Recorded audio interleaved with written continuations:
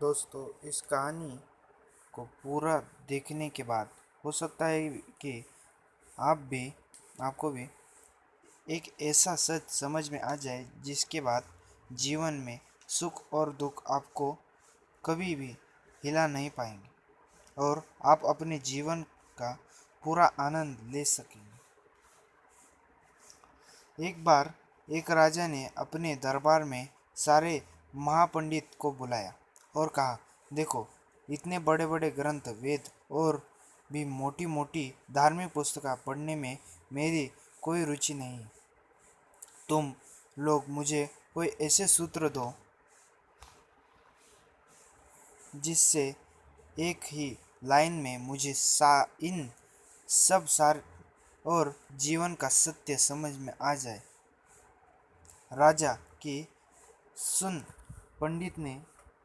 पंडितों ने परेशान होकर उन्होंने बहुत मेहनत की, बहुत विवाद किया, लेकिन कोई हल नहीं निकला। इतने में उन पंडितों के दरवाजे पर एक बौद्ध भिक्षुक भीख मांगने के लिए आया और उनको विवाद करते देखा। अपनी समस्या का हल मेरे पास है, कहो तो मैं आपकी समस्या हल कर सकता हूँ।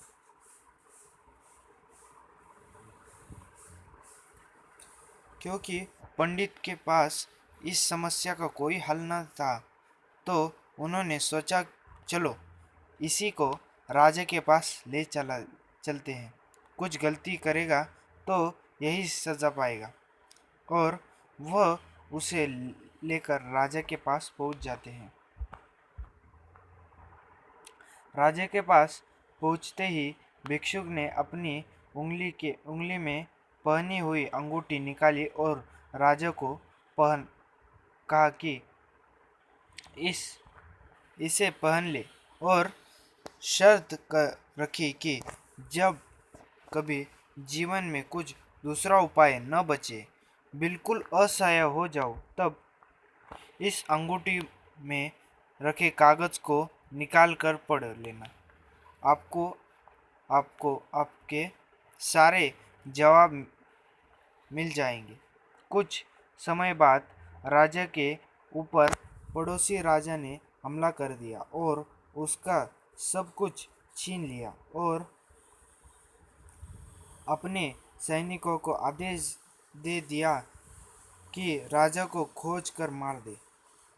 राजा ने अपनी जान बचाने के लिए भागकर एक गुफा में छुप गया। अब राजा एकदम अकेला और असहाय है हो चुका था। तभी उसने भिक्षुक की कही बातें याद आई और उसने अपनी अंगूठी में से कागज निकाल कर पढ़ा। उसमें लिखा था, यह समय भी बीत जाएगा। इतना पढ़ते ही राजा एक अजीब असर हुआ। वह अपना सारा दुख भूल गया और कुछ समय बाद फिर से अपनी सेना को संगठित कर